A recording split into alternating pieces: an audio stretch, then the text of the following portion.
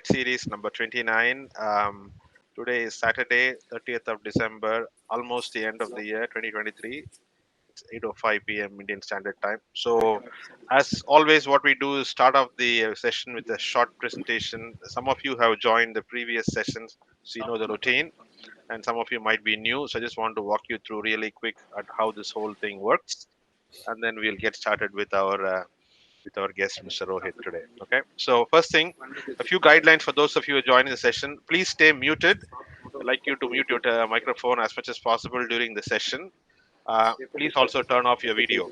Uh, I'll be requesting you to open your video during the second half of the program. We want to conserve bandwidth, so please turn off your video and also stay muted. This entire session is recorded, and the recording of the session is available in our public YouTube channel, CG Connect.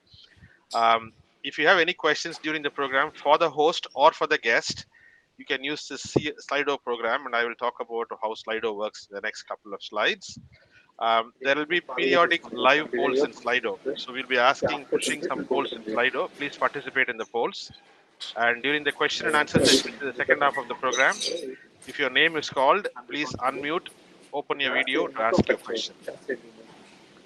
So today's session guest speaker is Mr. Rohith Nathan, guest speaker, CG 2010 Mechanical Engineering, currently the Deputy Commissioner of Police for Anna Nagar, Chennai. I'll be the co-host. I'll be the co-host today, and Jaitesh will be the host today. Jaitesh is going to take the role of the host today, and I'll be the co-host. And Partha is a tech support. Partha is represented by himself as well as his colleague Kaushalya, who will be doing the recording of the program. And I think all of you got the note about Rohith's introduction, so I'm not going to spend time reading it. But during the podcast, I think Jaitesh will probably ask questions to introduce Rohith and more detail on what he does, etc. Today's Slido program, what you have to do is go to any device, could be a laptop, desktop, phone, or iPad, etc. You can just go to any web browser, Chrome or Safari or Internet Explorer, etc., and do slido.com. When you do slido.com, you opens up a screen. It will be asking for a code. You can type in this code 2003875, as you see on the screen here. Once you enter the code, you will get to this screen in Slido. There will be two tabs, the question and answer tab and the polls tab. As I told earlier, I'll be pushing some poll questions while the session is going on. You can respond to them.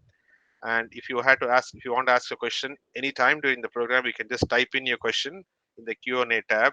I'll be able to see, and the host will also be able to see, the guest will also be able to see the questions. And we will ask the questions during the Q&A sessions in the second half of the program. Okay, so with that, I want to turn it over to. I'm going to close my presentation and turn it over to my friend Jaitesh to take from here. Thanks, Jaitesh. Thank you, Vish. Hi, everybody. How you all doing? Hoping you're all having a nice New Year's Eve going on. I know we're all really excited for tomorrow. How about you, Rohit? What's your plans for New Year's Eve? See, I'll be on the road, so obviously you can see behind what's happening. Yeah, I was actually curious. Where are you sitting right now? What is that place? Secret location. It's classified. Okay, guys.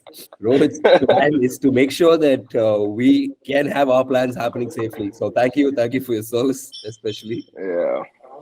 And so, Rohit, thank you so much for being a part of this session. First of all, I can understand how busy you will be right now, especially with the entire New Year buzz going on. So thank you so much, first of all. And second of all, it's super exciting to be able to do this with you because I've been seeing you, you've always been like the role model, the elder leader person, setting up theatron, being the house captain, and right now IPS for the entire state. And I've had the pleasure of seeing you up close.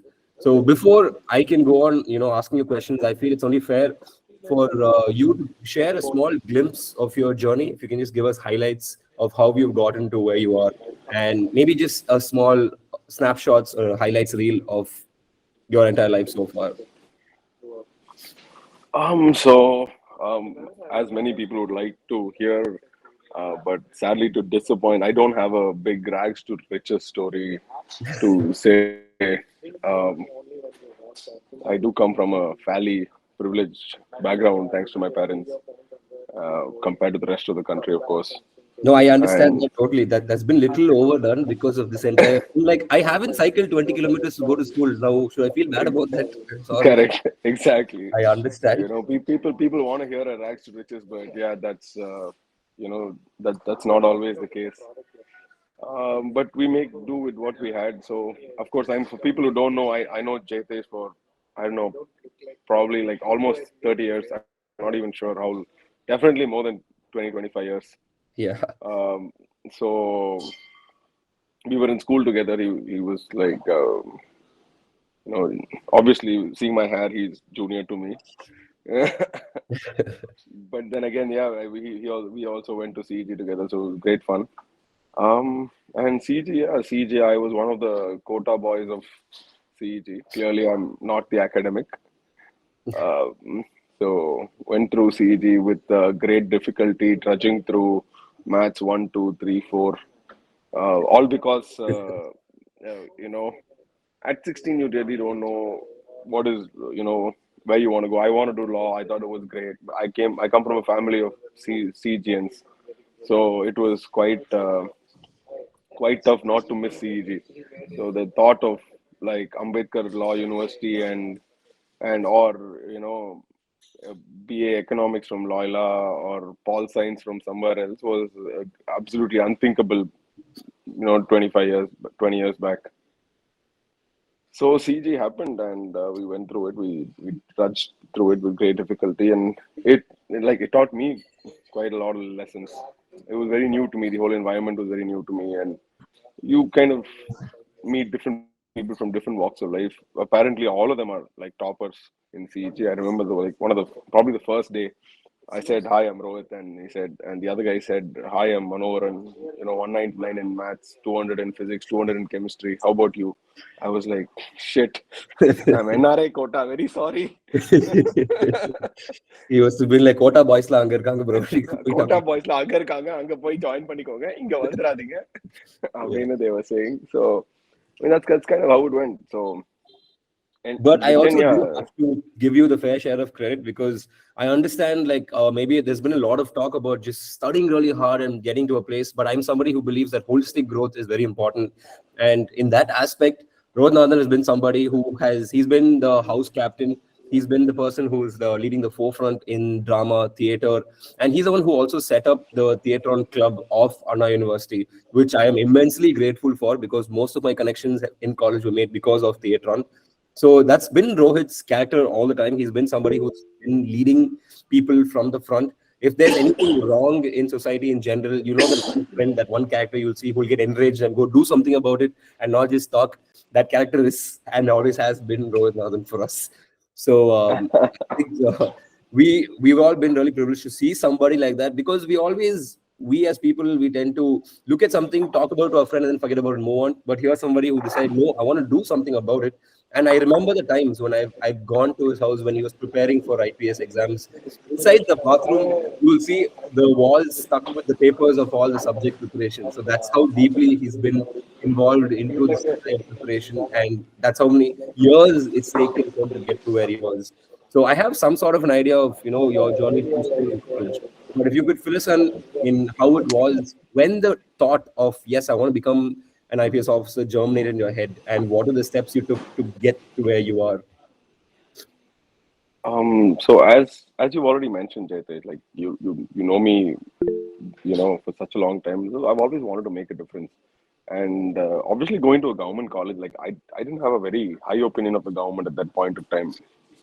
So then I decided, I should do something outside the system, and I ended up joining full time in one of the spiritual shops, and I Was went it full time Isha and or to was it the Frozen Thoughts? one of those spiritual shops, and to the horror of my parents. But yeah, but they were so much against it. But then I fought tooth and nail. I said, see, I did engineering for you guys. I'm doing this for me. I want to go find myself. If I, even if I don't make a difference in society, at least I'll find, I'll find moksha or something. I'll find enlightenment. So let me be. So, and they were kind enough to give me that long rope to literally hang myself with, because obviously when reality hits, it hits very hard. the moment I came back, so I had like I'm an NRI quota guy, right? Like obviously I'll have arrears and all. So obviously nobody's going to give me a job out of college. So I went and joined the stupid NGO, and then sitting there, and they don't walk the talk. So suddenly you come back, there's no job. My grandfather, being my grandfather, some of you may know him as Dr. TRJ. So he was like, "Oh, my student is there in Texas A&M and UT Austin. I can just get you an admission. Just apply quickly." I was like, "No, no. Already, I put my parents through enough spending for my useless quota education. I'm not going to go do engineering again. So you shouldn't be telling a fish to climb a tree." And the only place that didn't judge me on my marks was the government of India, clearly. um, so then, because that year, quite sadly, something that I still want to fight with the system for is the CAT exam came up, and then they said that that year, from that year on, they will include the 10th and 12th marks for the CAT score. Obviously, me being me, I can't mug up anything. So 10th and 12th marks are never going to make it, never going to make the cut. So even if I do supremely well in the CAT entrance exam, the cumulative marks is never going to be enough for me to uh, get a IM ABC. So obviously, the natural choice then became like the only thing that I could do, that I could basically satisfy the naysayers and uh, the skeptics, was the civil service exam, which went on. And yeah, that process kind of changes people, because it's a complete mental game. It's a marathon. It's not like the GRE or the CAT. I'm sorry, like I'm in the middle of something and We people totally just get coming it. and Yeah. saying hi. Yeah. So so that's kind of what happened. So maybe like, can you take us through your mental process of how it was first preparing for this exam that is super daunting, that such a small fraction of people pass out from, and something that you have to literally put your life and soul into, otherwise you can't pass this. And once you went through that, what happened to you, and how was the entire training period? Or let's go, part by part. How was preparation for it first? So preparing it is actually, it's an absolute mental game. It doesn't matter how much mark you scored. All of that doesn't really matter at all in Mm-hmm. any way. It's just your approach. It's a very matured exam. Fortunately, somewhere up there in the government, they realize that we like our education system needs a rethink. Mm-hmm. Yeah. So we shouldn't be having an exam that judges people based on rote memory. I mean, I've been told it's changed over the years, but nevertheless, somewhere somebody up there, the top of government, realized that an administrator requires something else. An administrator that doesn't require what you need to be a topper in the 12th or college or medicine or law, whatever. Mm-hmm. So it just needs a different approach and a practical approach, and that's what they're looking for in the exam. I mean, it's a very, very arduous exam, a lot of ups and downs. But is it And actually like that? Is it designed in such a way that it doesn't rely only on your rote memory, but it also it calls upon your practical skills? Is it actually like that? absolutely, it's a test of personality. At the end of the day, the objective of the exam is to select a civil servant. So they are going to be testing. Of course, you need to have knowledge. You need to have the ability to think analytically. You need to have clarity of thought. You need to be coherent with your thought process. All of that. And Okay. then finally, you need to have the aptitude to serve. You need to have some interest in public service. So all of that is checked throughout the exam process. Hmm. And it's definitely a challenge, but it's something that it's not. If you have the right guidance, the right mentorship, it's definitely something you can crack. Again, Hmm. it's a system. It can be cracked. Nice. Okay. Sweet. So after you had passed this exam, and just like, is it like Tani Oruvan? Is it exactly like that, or is it different in reality? Yeah. So I mean, passing the exam, I first cleared the exam in 2012 and joined the Indian Railway Council, where I met some phenomenal individuals. Somebody I'd like to mention out loud is Mr. Parimal Kasliwal. He was a course coordinator, and he set the tone for my career in civil services. So um, he was very practical. He's a very practical individual, and I still take up, you know, take his advice every now and then. So he taught me something very interesting. There's a big difference between honesty and integrity. Honesty and integrity are like two different things. I mean, Mhm. though people confuse and interchange the use of both. Honesty is basically like following the rule, following the law. All right. Mm. Integrity is more inclined towards justice, the notion of justice, Dharma, more like.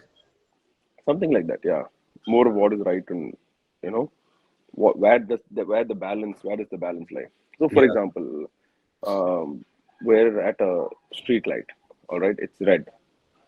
So what do? You stop before the stop line. That's law, correct? But then what if an ambulance coming honking crazily behind you? Yeah. What would you do? A normal individual would cross the stop line, cross the red light, and give way, correct? Yeah. That's justice. So Mm. you have broken the law, but you have implied practice justice. So that is what integrity is. Mm. Like, people love to complain about the government, people love to complain about the police. Um, and I mean, many of us listening might be from Chennai. So for the Chennai people, you know what happened in Chennai floods this year and 2015, and you Mm. saw so many boats coming in, so much food being distributed. Do you really think that all this came from the government coffers? Some of them did, some of them didn't. A lot of what relief work that the police did is all based on favors called upon from people. Now, is that does that construe strictly the strict definition of honesty? Maybe not. Like, obviously, we are taking a boat from a fisherman. Like, can like, either it has to be taken by force, or you have to compensate him in some way or another. Yeah. Yeah. Now, a JCB has to be used to clear a tree, uh, or to cut those branches, or to Mm. move debris. Who's paying for the JCB rent? Is it done by force, or are we going to get somebody to pay that guy a little compensation from somewhere? So either way, it doesn't strictly follow the notion of honesty, but the main thing is integrity.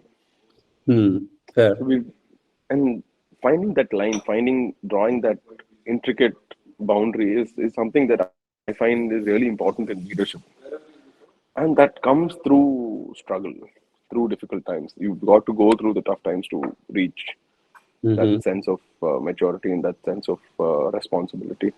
But then again, that's a deep, deep conversation for another time. No, but I'm actually a little interested there because you know how we always talk in any coaching session that your failures are the biggest teachers for you. So if you want to share, can you maybe share some times when perhaps you failed or perhaps something went wrong that gave you a much bigger lesson from that? Um, I mean, to be very candid, I I would quantify my personal failures as probably the wrong choice in friends. Hmm.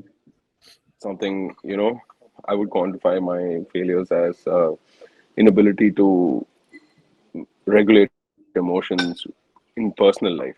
Exactly. No, but because you're in the police force, I believe that regulating emotions is something that needs to be on top priority. Yeah, exactly. So you assume that regulating emotions are top priority, but you regulate it. But we're not actually taught to regulate it in the modern sense. You're taught to suppress it. You're taught to control it. Yes. But that pressure is going to come off in some form or another, right? Yeah. Yeah. And it shouldn't ideally affect your personal life. That's the worst that can Correct. happen. But somewhere you a lot of people take that stress into the household, right? And all, Mm. all that has a big domino effect. You might be the ideal officer outside to the Mm. to public view, but how does it matter if you're a crappy husband? It Exactly. doesn't help anyone, right? Which is So where, sorry to cut you off, but I just want to also put across to the public that you had initiated mental health awareness, especially during the COVID times. And I believe that that's something that's great for someone in the post to do because it is something that is very much needed.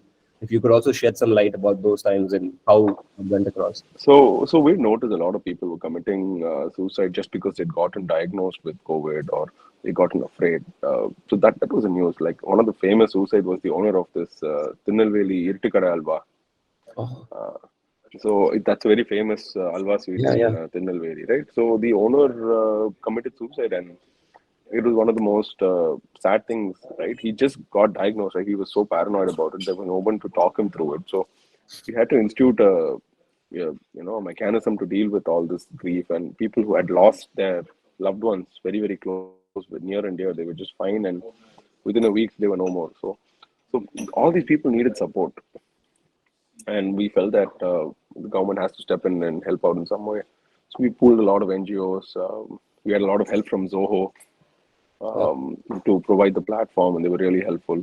And we kind of managed I kind of helped integrate the whole thing with the government control room, Zoho as the tech partner, and all the NGOs providing counseling services. All in all, it was a great experience to do something. amazing. Yes, I generally, when I read that, I didn't even know this, but when I read it, I was like, wow, that's amazing. I don't know how you even thought about it and executed it mainly. Yeah, execution was, sometimes you just pull a rabbit out of a hat. It's one of those moments. But you keep doing that. Oh, that's what I can never understand. Like recently, I know there was a drive against drugs campaign, and you managed to. I didn't even know it was you, by the way. I'm not praising you, Chuma, and all. I was genuinely flabbergasted when I heard about this function. It happened in Anna Nagar. It had all the top celebrities in town, all in that one particular function. And I was asking myself, I'm like, what, who organized this? Like, how did this happen? So much with so much of furor and everyone talking about this cause. It is a really big success. And I think it wasn't him who told me, but I just found out that it was mostly organized well because of the person sitting in front of your screens right now. No, so it's just personal relations, right? End of the day, you've got to be a nice person through and through. If, and personal relationship is what is going to take you to the next level. It's what's going to take you anywhere for that matter. Your professional competence is just that you're just another cog in the wheel. But unless you have a personal relationship and uh, growth and mentorship, and you unless you're genuine, those personal relationships are not going to stick. So these are all things that I feel a lot of people are lacking these days: that genuineness, that value for giving your word. So I'm a man of my word. If I say something, I stick through it. So if I tell you, I'm gonna be there for you, I'm gonna be there for you, no matter what. All right. That's amazing. So that's, I mean, that old school respect for that word keeping. I find that I may be a skeptic, but I say it's a dying breed. Yeah, for sure. I hope I can put myself in that category. I try to live by that every day. Yeah, But we're still talking, right? yeah. So you mentioned about mentors. Can you maybe talk a little bit about who your mentors were and how important it is to choose a mentor? And most importantly, how do I choose a mentor? Like what are the factors that I have to pick? Because I also come across a lot of people who I think are mentorship material, but then you find out, maybe they're not as dharmic as you're talking about. So what is it that helped you and how do we identify? I think a mentor should be somebody who's got your worldview. Essentially, that's the first thing that you should have. And the other thing, like, um, your mentor should have a personal relationship with you. I mean, unless you have a personal relationship with the other person, you're not going to be invested in it. So, and and because you have a personal relationship, they want to see you grow. They want to see you succeed. And it's got to be somebody like that. It's got to be somebody with the ability to nurture. So Mm-hmm. it's like finding a mom dad kind of personality, or like Yeah. an elder sibling kind of personality, Mm-hmm. who's not doing it for themselves, but who's doing it for you, who doesn't want the credit, who doesn't need the credit, who doesn't need to be on the website, who doesn't need to be a stockholder in your company, but who will Mm. still mentor you because they feel that you're a good person and they want to see you succeed. I mean, that's the pinnacle of finding a mentor. But I'm sure you know there's a middle ground somewhere out there. That's nice. Yeah, I think that's the holy land. I don't think it's very easy finding that kind of person, but I know how important it is for sure. In many ways, you definitely are a mentor for me as well. Just letting you know that. So, and I Cheers. think you also know that Cheers. you just generally help it out. But coming back to stuff that I want to like discuss. So you've been in various departments in the government. You've been in Aavin, you've been in the railways, you've been with the narcotics, you helped set up Aarogya Sethu. Personally, which is your favorite department and why? Oh, very tough. Um, oh, tough question, man. Favorite You department. can you can talk a little bit about each of them maybe and give us your favorite parts of each of them. Um, it's very tough actually. It's like it's damn tough to quantify. There are highs and lows everywhere. There are, with the wind comes the dust, and Yeah, roses always have come with thorns. for sure. So it's a balance each and every place. Like Sivagangai was great because we helped create Aarogya Sethu. We did toll scope. It was nationally awarded, and it was recognized by the Home Ministry, by the state government. The pilot has been taken up at the national and state levels. We developed something for the High Court, and we got appreciation from there. But Wow. then personally, that time was difficult because it was COVID, and we were like alone in Sivagangai. There's nobody to talk to. So that's kind of tough, right? So at like we might we have I have found some professional success, but personally it was quite tough, right? I'm in Chennai today, and I can meet people, like-minded people, whenever I find time. But I might have time in a rural district, but I might not have anyone to meet. There's an irony, right? There's a trade-off always. Always, yes. Cool. I get that. But how was it at Aavin? Because that is something that I'm just not able to place within all of these things. Aavin seems a little, jutting out. So if you could explain Yeah, about so imagine being the chief vigilance officer for a firm that does provides me. a billion dollars, almost $1 billion in revenue. Wow. Okay. Okay, now look at Aavin like that, right? Look at Yeah, I Aavin as a generally billion didn't. dollar company. Wow. Okay. So I'm chief vigilance officer for $1 billion company. I mean, Wow. that's like boss. I'm like what? I'm what, like 30, 33, 30, 32, 33 tops Mhm. when I'm there. I mean, that is something huge, boss. Yeah. Nobody at 32, 33 is like, dealing with vigilance and compliance for $1 billion entity. And that's the kind of scope that the government provides, right? Mm-hmm. So I can happily say, like, okay, boss, I've been there, like $1 billion. Oh, you're CFO $1 billion company. Great. I used to audit people like you. And yeah, I think that really puts a lot of things in perspective in your head. The way, like, when you mentioned this one line, it just made my entire perspective of Arvin shift, like, whoa.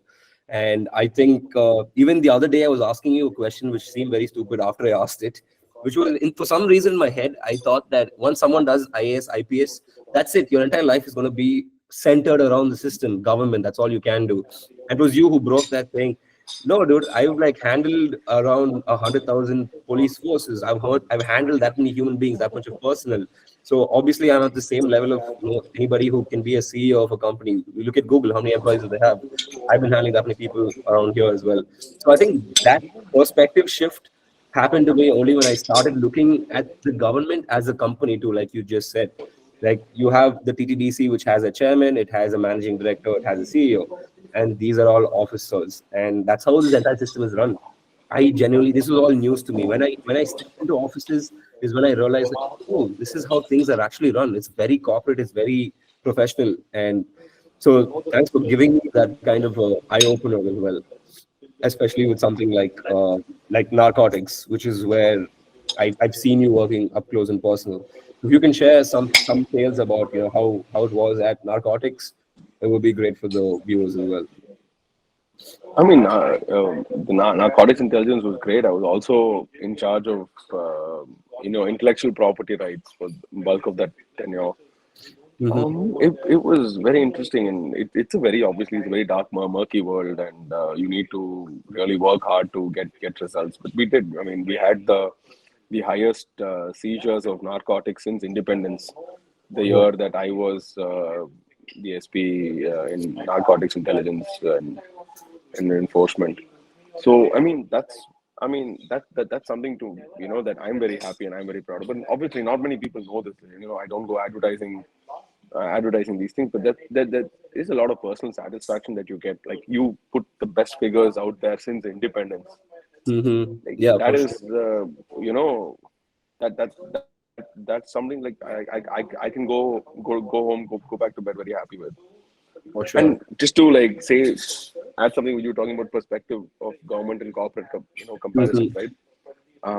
Why I would love for like young CGNs and young enterprising youth to join the government is because I mean, as I told you, my first service was in Indian Railway Account Service, right?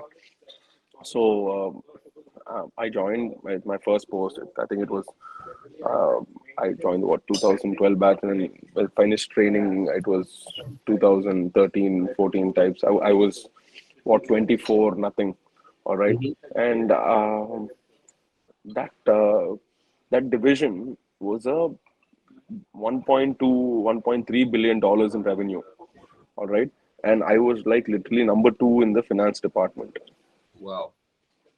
like number two, number three in the finance, and I'm 24 nothing. Wow. I'm 24 nothing, and I'm dealing, and I don't sign checks that are anything less than 150 crores.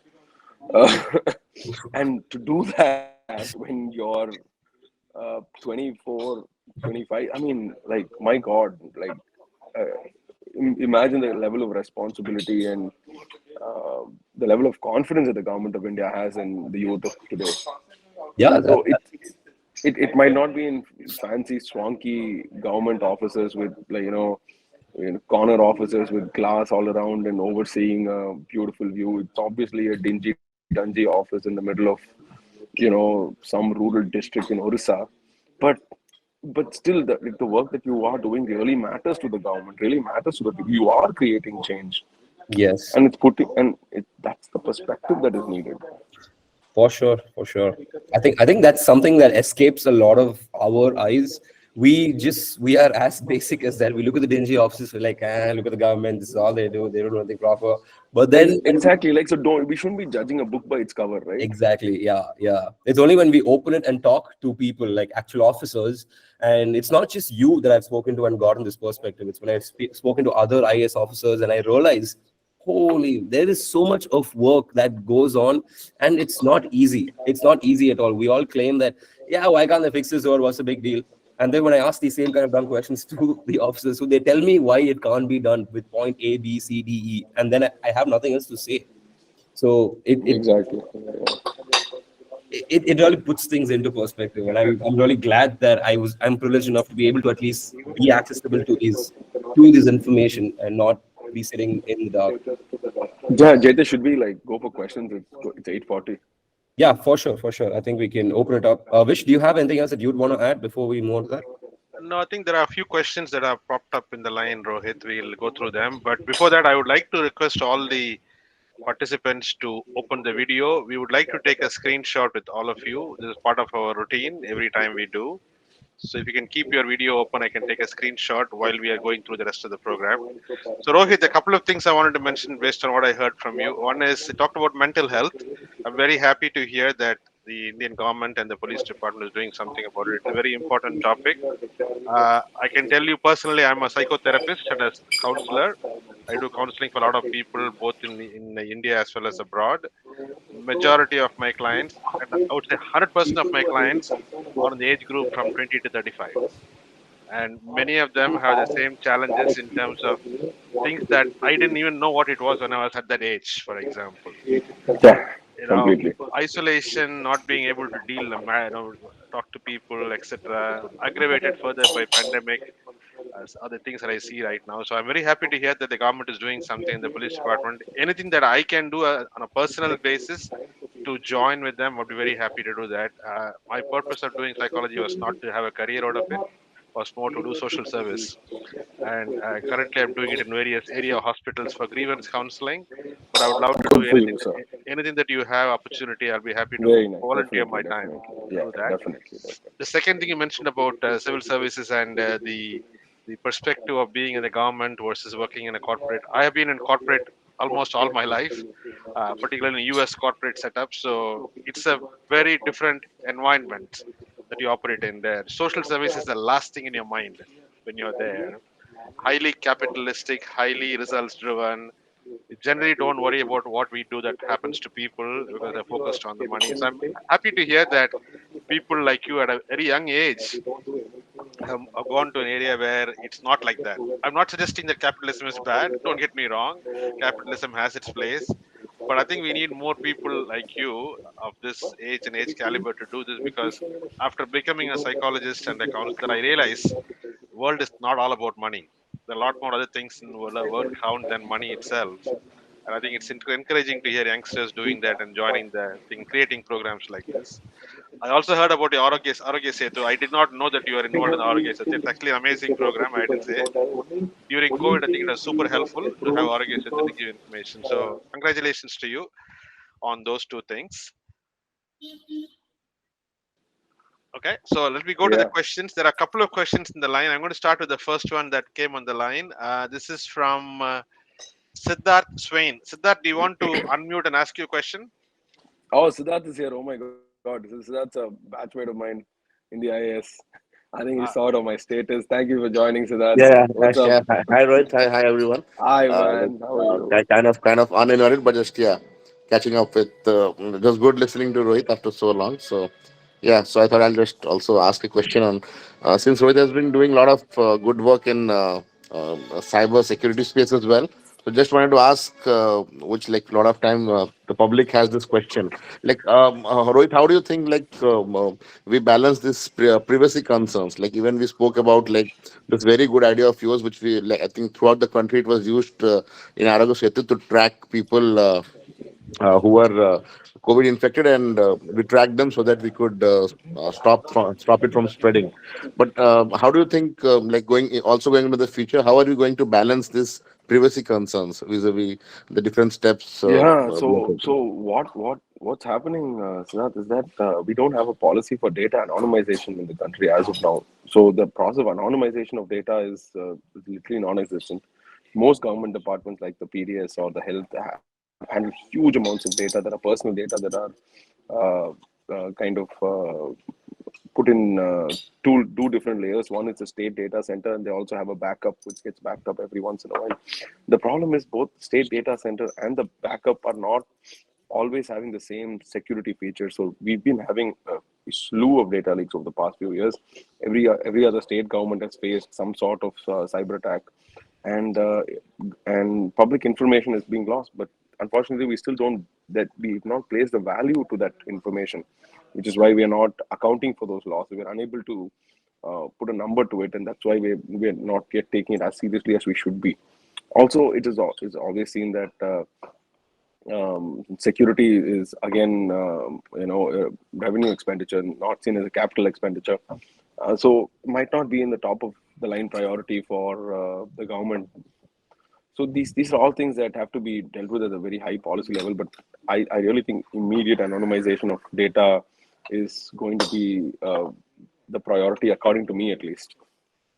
Data security bill is just coming up, but again, all this requires investment in infrastructure, no, uh, investment in tech infrastructure, investment in creating these entities to safeguard data. And again, this cannot be done in a traditional government like mechanism. We cannot have a Indian data service come in, because then because data and technology requires continuous evolution, and if that's not guaranteed at the point of entry, then how can it be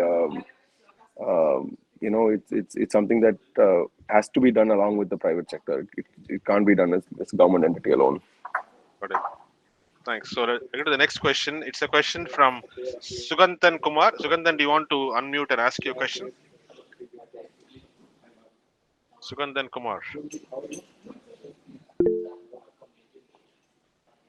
Let me ask the question, Rohit, since you're not answering. What are the typical responsibilities and duties of an IPS officer?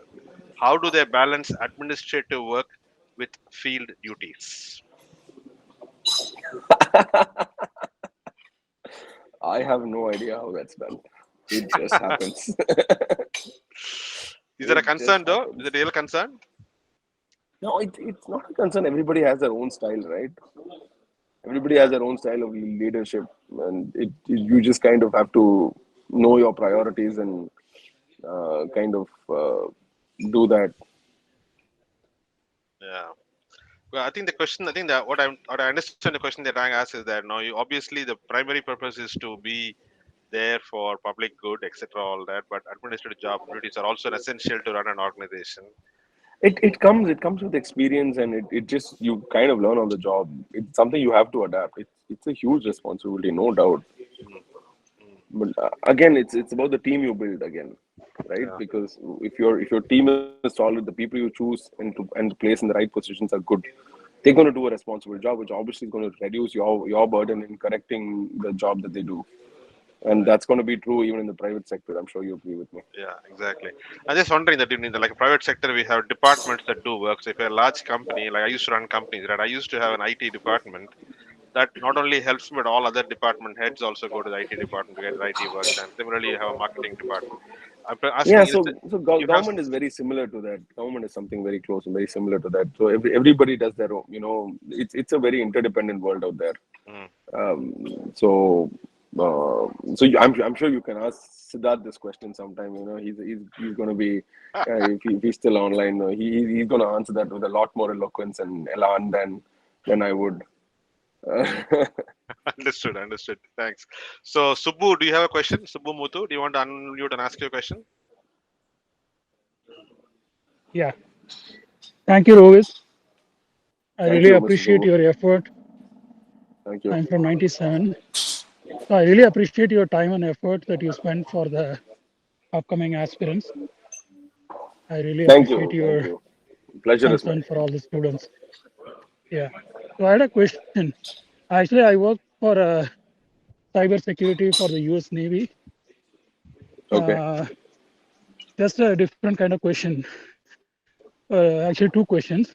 First question is the we know that China, North Korea, these are all state actors. And typically, for example, right now it's the Christmas time, right? This is when the Justice Department got shut down for 2 days because of attacks. Like because they know that people are not going to be there, they can easily break in at this time. And then because there is no manual process kicks in, right? When something is spotted. So that's one. Like I'm more worried about the attacks from China because we have a border dispute always with China. So I think that's my main question. Second question is I know like kids spend a lot of time on Instagram, Facebook, and all. And you know, the dark web is now with the AI and all that, like you can easily morph anybody's face. So people are getting blackmail threats that their photos will be exposed on the web, even though it's not theirs. And there seems to be like a very big problem there, but people don't even want to come in the open. So just want to see, is there anything you know from cybersecurity side which can be done? Thank you. Right. So to take you up on that first question, yes, we live in a very interdependent world. Yes, cyber attacks are there with the Department of Justice and the US and China and all that. But this is all posturing because our world is way too interdependent. There's way too much money at stake to go into a World War III. And as Mr. Wish said, everybody loves money. So nobody's going to go into a full scale blown out war. It's just posturing and pushing your agendas. To your and again, if you really want a serious answer to that, it's not my place to talk on that. It's like on a what can I say, semi-professional mode because anything I say can and will be held against me somewhere. So it's way above my pay grade. um, on the other hand, you said something about extortion racket that goes on. Yep, that is has been going on. It's a post-truth world. Sometimes we have to accept that we live in a post-truth world, and if we put our personal data out there for public to see, we are going to be subject to these kind of horrors, especially if you have a very conservative mindset. So in a post-truth world, you've just got to accept it. If you know if it's a known threat, do make a complaint. If it's not, if it's like, okay, send so much Bitcoin to this wallet, then at least flag that. There is a national cybercrime reporting portal for people to report these kind of attempts and activities. Even if you've been scammed, go right there immediately. Put the details up there with the UTR UPI transaction. They'll start blocking accounts immediately. Interesting. Thank you, Okay, Rohit. thank. It's the same kind of response which we normally give because people are government, right? We know a lot of things, but we just want to say it's probably above my pay. It's what it is. Thank you. Yeah.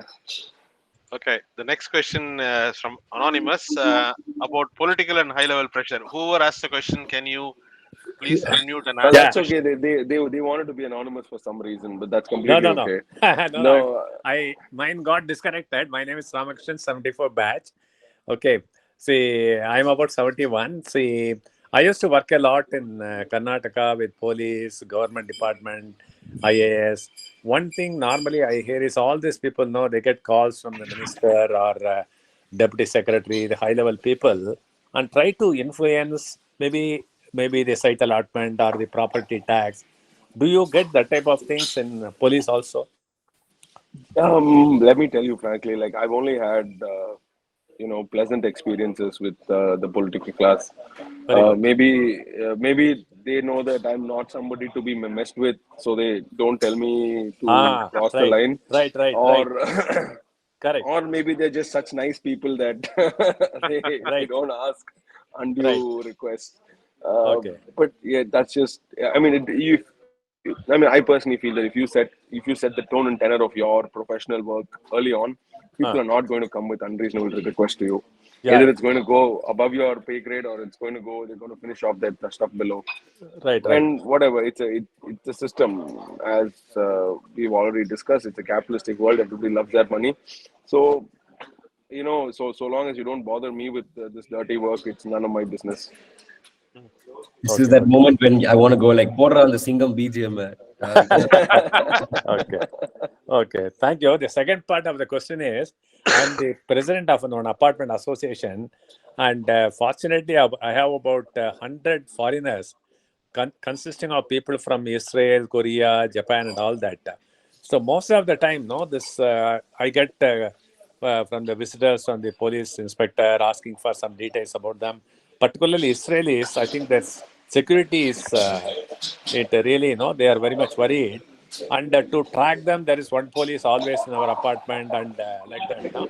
Do you have that type of how I should take care of all these foreigners in my apartment? I need some tips from.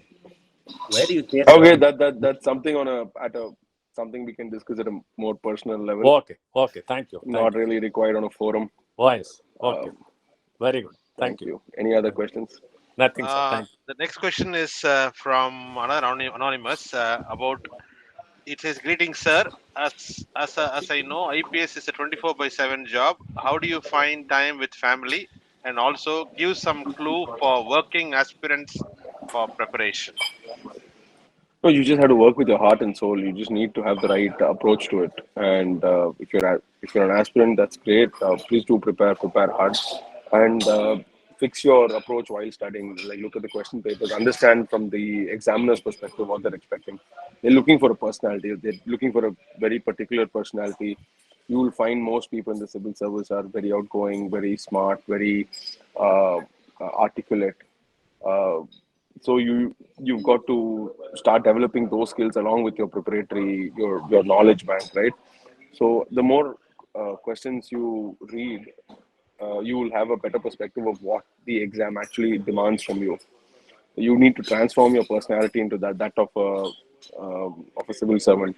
So fortunately for me, that didn't take too long because I had a very eclectic experience both in school and college. So somewhere, like, something my parents did something right, to they did something right, and I was already kind of groomed. I had so many extracurricular activities going. It really helped with a lot of things, which is why it was easier for me to clear than otherwise would have thought.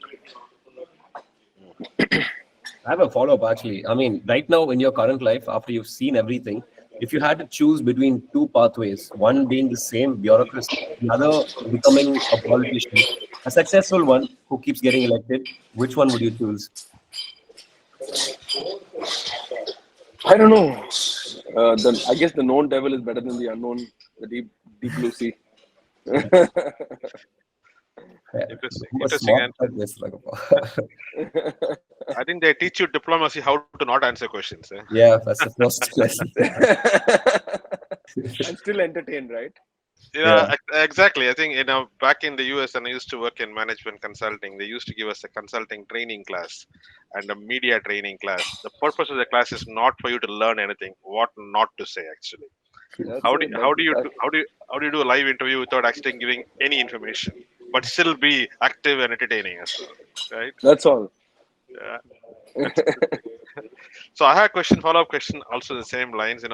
There's a lot of people have this perception that, at least at the state level, that police are not very um, honest, they are corrupt, etc. And everywhere you turn, people talk about some law enforcement officer not being thing. Sometimes it's very distressing to hear that, right? Oh, that is, that's because everybody needs a public enemy, right? So police is now like literally like a public enemy because people feel that they're not doing, people, it's a corrupt department, and that's just media posturing, according to me. Hmm. Hmm. Um, the people who actually say that the police is very corrupt are the people who probably have never had an interaction with the police. Hmm. Uh, you might perceive them as such, but have you actually interacted with them? And if you've had an interaction and if you've been on the right side of the law and you've had a bitter experience, those are very very few people. Yeah, yeah. It's I just have. like any product, right? If you're like consuming Nestle or Parley or whatever, there is going to be a percentage of the consumers that are going to be unhappy with your services. But by and large, we have a phenomenal satisfactory rating, which we do have, the statistics of which we do have Hmm. with us. Hmm. And we take very very seriously. Like every 100 call is monitored. Every time every CSR FIR is taken. Like a feedback is taken from the complainant. Like, are you satisfied or not? Every petition is followed up. So we have a very intense, very serious monitoring mechanism. And so this is just that we don't have the money to market ourselves. Hmm. We don't have the budgets for marketing and posturing and all of that. Sadly, because again we're a revenue department, right? Government is not going to give us money in those heads Right. to push our position ourselves. So because of that, it's just posturing, and it's very easy to draw a villain or like that because people have seen police like that. But again, the question is every math teacher looking like Jyotika? Is every lawyer looking like Nayantara? Is every the list goes on, right? Yeah. Yeah, I agree. I think point well taken. The thing we see is that now we see instances of law enforcement shown in movies to be not very honest, and That's it. It's just media posturing. yeah, and so that creates a self-fulfilling prophecy. People actually have prejudged them when they go and meet them. I'll tell you personally, I lost my cell phone last year. Someone actually flipped it from my pocket. So I heard that I had to go and report that necessarily. Otherwise, anything that happens through the phone could be my You liability. can do that even online nowadays. That's the whole I know. beauty of it. So I went to the police station because I didn't know what the process was, and I was pleasantly surprised, honestly, with the fact that they took that request, they created a CSR for that, and then later on, when I asked them how long will it take, the guy who was there in the Mylapore DCP said, "Let me show you the list of cases I'm handling right now. You tell me what the priority should be for that particular request." And he was handling murders and all kinds of other things. He said, "Obviously, I'm not going to spend the most amount of priority on your request, but we will take it, we will deal with it, we will handle it. We have a department that does that exclusively, who will handle that. But if you're going to expect some quick turnaround like you're in a private company, it's not going to happen." He was very honest and very open up front. right? So that's it, right? So you had a positive experience in your interaction with the police, and it's just like ask anybody to walk into a police station and talk. You'll be pleasantly surprised. Trust me. Yeah. In terms of technology and budgets, for example, like you want a lot of technology in law enforcement. Do you think that our government provides sufficient financial resources for your work?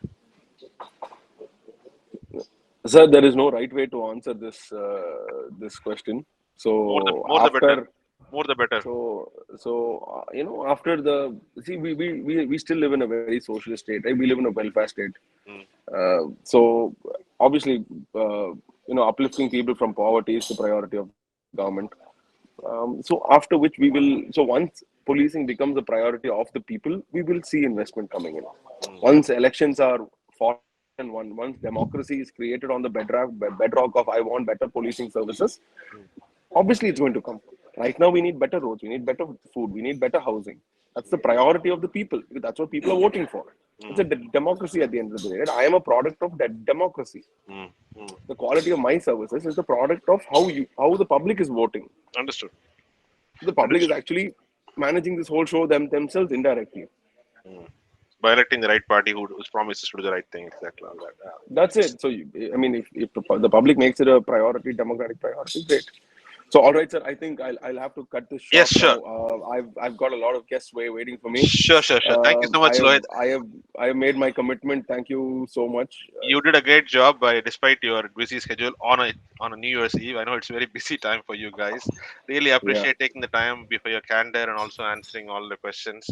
I totally appreciate that. And this will be recorded session.